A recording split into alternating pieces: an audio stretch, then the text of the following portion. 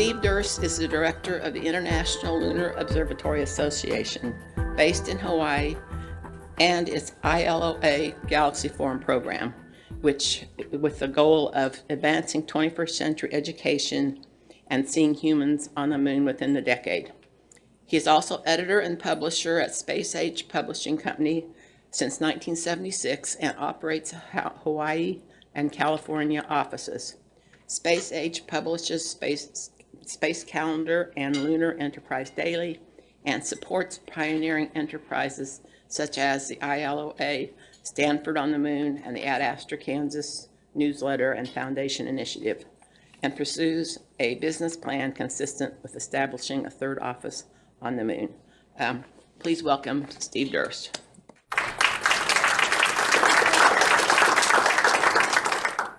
Well, good morning, everybody. Appreciate your early rise and excuse me, in attendance.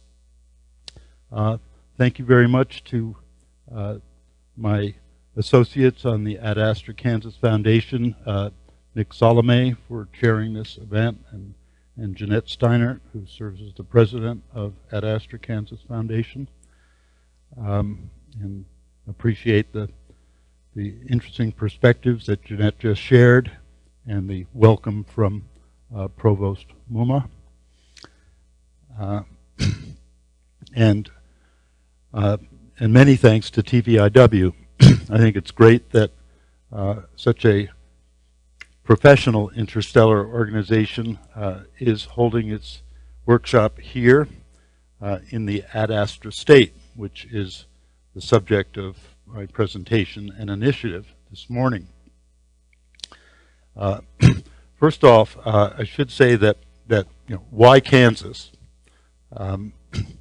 And my background academically, in between early interest into college and engineering and science, and then getting caught up in the Apollo fervor at the end of the decade, I received my formal education in history, and I was a teacher, an instructor in U.S. history. I got my master's degree from Stanford University in American history, and was interested in Kansas through that perspective. Kansas between Midway, USA, between North and South, which has a history, between East and West, the heartland, the breadbasket, along with other neighboring states. And when I found out in the Apollo era that the official state motto was Ad Astra Per Aspera, it really sealed the deal for me, for Kansas. And Ad Astra Per Aspera, as one of you just discussed with me this morning, asked what it was. It's in Latin, and I don't speak Latin, but the phrase means to the stars through difficulties. That phrase was born when the state of Kansas entered the Union in January of 1861. And it wasn't the product of any precocious 19th century Trekkie, but it was an expression of commitment to the newly arrived 34th state in the Union constellation, to the stars and the flag through the difficulties which would come. And that phrase has endured for almost 160 years as the official state motto. We have a slide you'll see of its ubiquitous use, widespread use. It appears everywhere, including on the state license plate, the Kansas state slogan. It's on the questionnaire that I handed out that goes with this talk, a request for communications on the subject of this talk if there's an interest to be involved in a Interstellar University here in the Ad Astra state. And paper copy, if you can return that to me, or anybody from Ad Astra Kansas or TVIW, that would be great. Email is also good as well. That phrase then, I think, would be a very interesting subject for an Interstellar University grad student to research the use of that phrase ad astra throughout the past 160 years, perhaps in all 105 counties of the state of Kansas. Be an interesting study. And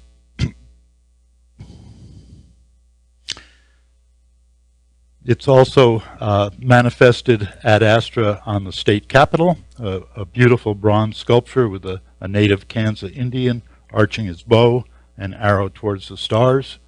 And I mentioned it's on the license plate. Today, at this amazing cosmosphere that we'll visit this afternoon, there's a beautiful stained glass picture, a window entitled Ad Astra Per Aspera. And of course, those of us in the space community know that it's a widely used, very important greeting or signature, even in gravest of conditions, Ad Astra Per Aspera. It characterizes the spirit and history of the Kansas people as well. And one word about the logo of our company that you can see underneath those two fairly well-known regions of the sky, those interesting stars that I'm sure everybody recognizes, the left and the right of the seal. You can see on the Kansas State seal on the very top of the 34 stars, it says Ad Astra Per Aspera. Our company's logo, designed in the early 1980s, also reflects our long-standing interest and commitment to, that's a starship, if one can see it, as well as letters SAA for space age, or IS if one prefers, for interstellar symposium. Here's an example of the prevalence of the slogan Ad Astra. The image on the upper right shows the what I mentioned, the Kansas Indian native arching his bow, and that graces the top of the Topeka the state capitol in Topeka, which is really a wonder of Kansas history in itself. And I had a very, very good draft beer last night, also carrying the name Ad Astra. The rise of the interstellar community, in fact, the interstellar age that we find ourselves in, has been especially prominent this century, this millennium. And I think it's important to think in those long time periods, 100 years, 1,000 years. But especially in the last 2 decades, many of those organizations you're all familiar with or part of them, the Centauri Dreams with Paul Gilster, we mentioned yesterday, Tau Zero, Ad Astra Kansas, and I began the work here with Jeanette Steinert in 2001, starting a newsletter called Ad Astra Kansas News. My own interest, as I mentioned, in Kansas goes back 30 years before that. Icarus Interstellar just concluded a Starship Congress a couple of months ago in San Diego. 100-year Starship, TVIW, the Global Starship Alliance, I4IS, that's the Initiative for Interstellar Studies in UK largely, Breakthrough Starshot, Breakthrough Initiative that we've heard about. And these all evidence the need or the possibility that an interstellar university would manifest this phenomena and be a logical extension of it. There's not too many launches in Kansas. I'll have to maybe redesign that, but our graphic artist is very innovative. But Kansas has a long history of Aero and Astronautics. The Project Mercury and Apollo Moon program were supported by activities in Kansas. Wichita, the air capital of the world since 1917, 70% of the world's aircraft have been made in Wichita, and it's consistently ranked at Wichita State University, the top university in the country for aeronautical engineering. Kansas has produced many outstanding individuals related to aero and astro and science and education. Astronauts, most recently, Nick Hague on the space station, who had a rough first launch. Ron Evans, the command pilot of Apollo 17. Joe Engel on the second shuttle mission. Steve Hawley, who's an active astronomer on the Kansas University astronomy department staff, deployed the Hubble Space Telescope. And in 1990, and that's the reason that our organization, Ad Astra Kansas Foundation, chose April 24th as our Ad Astra Kansas Day, the day that Steve Hawley, native Kansan, deployed the Hubble Space Telescope. I mentioned Nick Hague, Laurel O'Hara, who hopes or talks about being the first woman on the moon, did her graduate work at University of Kansas, and of course Dorothy of Oz, that many Kansans regard as Kansas' first astronaut. Currently, our Ad Astra Kansas hosted Todd Barber of the Cassini mission, many prominent Kansan scientists, as well as the astronauts. Glenn Fountain of the New Horizons was a speaker at our Galaxy Forum. Monica Kessel, NASA headquarters, Associate Director of Living with a Star, very successful program about the sun. Kansas is well suited to help host, support, inspire, and direct an interstellar university. And I mentioned some of the attributes, the history of the state motto, adopted on 29 January 1861, which is known as Kansas Day, the day Kansas entered the Union. The Kansas State University system, well, in 1863 and 1865, Wichita State, 1895. The Cosmosphere that I hope that many of you are aboard. I guess you are, because I'm on the waiting list, and, number 2, so I imagine I'll be there too. But it's a real treat through the beautiful the beautiful Kansas countryside between here and there. I mentioned Ad Astra Kansas News was the start of our collaboration. It became the Ad Astra Kansas Foundation and Ad Astra Kansas Day, and of course Midway USA. So we're mindful of our place in the American continent and the USA, and looking forward to an institution, if there is such a rise of an interstellar university that is not just Kansan, but national and global and beyond. Hopefully also that the Kansas pioneering spirit will be projected from the early centuries, the 18th, 19th, 20th centuries will project through the 21st, 22nd centuries and beyond. What might a interstellar university offer? What might it focus on? And I mentioned one interesting topic that I've thought about for decades. Again, a study of the use of the Ad Astra Per Aspera slogan throughout the state the past 158 years. Our newsletter, Ad Astra Kansas News, which you might have seen on the poster coming in, a snapshot of it, has been published, edited by Jeanette, largely by Jeanette, with some contribution from Space Age Publishing Company for almost 20 years, without fail, I think for 15 years on a twice-yearly basis. And Jeanette felt the need for more work to go faster, so we began quarterly publication 3 or 4 years ago. But every 6 months, page 4 of the newsletter has been edited by myself, written and edited by myself and associates at Space Age Publishing Company, with the subject Interstellar R&D.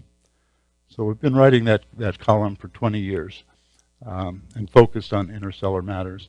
I think it's an important document, an important asset. I feel it such, in that it's a relatively faithful chronicling of this phenomena that we're part of now, the interstellar community.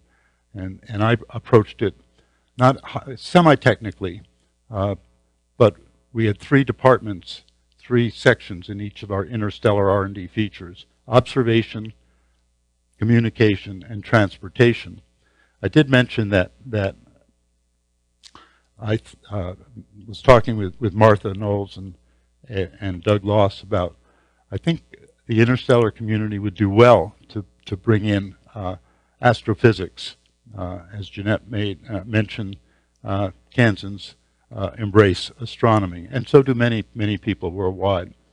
And I think it's important for those of us headed towards the stars astronautically to be aware and exploring the physics, the astrophysics of the destinations that we're aiming for, to know about them more. And of course, it's a great broadening community to interact with. The IAU, which just today approved the name of the furthest object in the solar system that we visited, Aero was approved by the International Astronomical Union. That was the New Horizons object that the object that the New Horizons spacecraft visited, I think at the beginning of this year. Aero, an indigenous name for Virginia tribe. So interstellar R&D has focused on observation, communications, and transportation. I said it was a faithful chronicling of these major phenomena. Perhaps we haven't given as much attention to the technology that Les Johnson has been working on, for instance, interstellar sails, interstellar sailing, and we'll catch that maybe in the spring. The IU, an Interstellar University, may take some lessons and some models from the ISU, the International Space University, that I know a number of you have attended.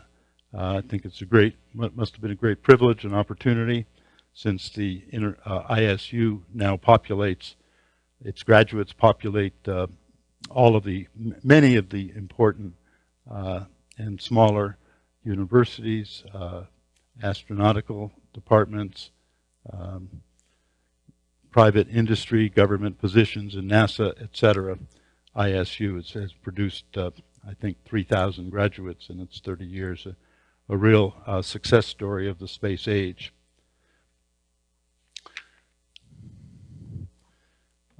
The possible venues, and this is strictly speculative, as many questions remain unanswered, and I'm not sure about the level of my abilities to commit the necessary time and energy or resources to be found to such an initiative. But it's just an extension of what we're doing here and the phenomena of this new century, the rise of the interstellar community. Where might such a university be located? Well, naturally, one looks at the existing universities and their host cities. Topeka, the state capital, hosts Washburn University, was the first private university, I think, west of the Mississippi. Wichita here with its superlative aeronautics. Lawrence with Kansas University and its very substantial astronomy department, which I mentioned includes Hubble Space Telescope astronaut Steve Hawley. Manhattan, hosting Kansas State University. Emporia, geographically central between Kansas City and Wichita here with Emporia State University. Hutchinson, which hosts the Cosmosphere, where we'll visit later today. and the cosmosphere, again, a real wonder. Hutchison's pretty close to the center of the state. That would be one natural advantage, as would be the western Kansas, pretty empty, relatively empty. Kansas City area, and most of Kansas City is in the state of Missouri, but nevertheless, and another interesting location in terms of centrality that Kansas has that asset is near a little town of Lebanon. I don't know what the population is, 100 or so. I drove out that way because that's the geographic center of the contiguous 48 states. So those are just speculative possibilities. Universities, I think, talk to and have one quality that we all recognize is necessary to our grand voyage, our interstellar aspirations: longevity. The 100-year Starship perhaps should have been called the 1,000-year Starship, but maybe not. As Greg Matloff mentioned the other day, surprises can happen, and maybe there will be people sailing past the Kuiper Belt much quicker than we could imagine. But on the other hand, we all are talking about long-duration commitments and ventures. And there's a list of universities well-founded that have lasted for 500 or 1,000 years or more. Oxford University will turn 1,000 later this century. There's a university in Morocco that I hadn't heard of till this research, Al Qarawiyyin, the oldest continuing university in Morocco, which is 1,200 years old. So universities do address that need. They have that capacity, and these are some considerations for a possible launch date of such a venture, modest as the launch may be, but long duration and goal of 29 January 2021, 14 plus months from now, which would be the 160th anniversary of the Ad Astra state entering the Union, with a hope for, or a vision, having a perspective of 500 to 1,000 years that, as I say, some of these well-founded universities have. So this is all pretty speculative. It's a direct extension of the work that I've been doing with Jeanette and others on our board of directors at Ad Astra Kansas Foundation. It's an extension of the phenomena of this century, the rise of the interstellar community, an extension possibly of TVIW activities in the future. As we say in Hawaii, welcome and aloha. If any of you are out in the 50th state, the Aloha State, I hope you'll give a call and we can talk about the stars.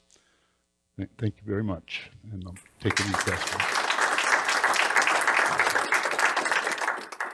Yeah, I was just wondering if it might be an easier route to start a new department of interstellar studies at some university such as Wichita State, and then perhaps once it gets up head of steam and becomes a large enterprise, too large for a department, it becomes a college within the university and then later becomes a separate university.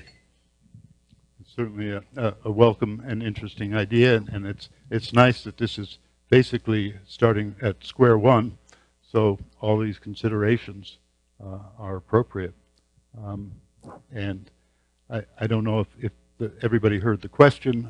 Perhaps such an initiative could best begin as part of an established university department, an appropriate one, Aero and Astro or astrophysics. I like to think that maybe there'll be university department in the future, astronautics and astrophysics, as well as aeronautics and astronautics. But thank you very much. And just to reiterate what Jeanette mentioned, we have a flyer just asking for input, such as we just heard, ideas, suggestions about some of the basic fundamentals of such a initiative, an interstellar university. Hi. Well, as a young scientist interested in this, I find it very interesting. about this idea, and I really appreciate looking into this. Personally, I think it would be interesting to even go a little step further and introduce other departments within it. For example, biology. Like, we've seen interesting talks about biology in space and chemistry in space and philosophy of space. So maybe even eventually, that's a little bit longer down the future, but open it up to these new and emerging concepts that people need to delve into, like, how are we going to survive in space, and what is it going to be like to actually establish civilizations in space, and actually think about these more broad-reaching ideas other than just the technology and science behind it. Yeah, well, thank you. I'm glad we've talked once or twice about interest here and those suggestions. University means universe, so I suppose anything could be considered. Thank you.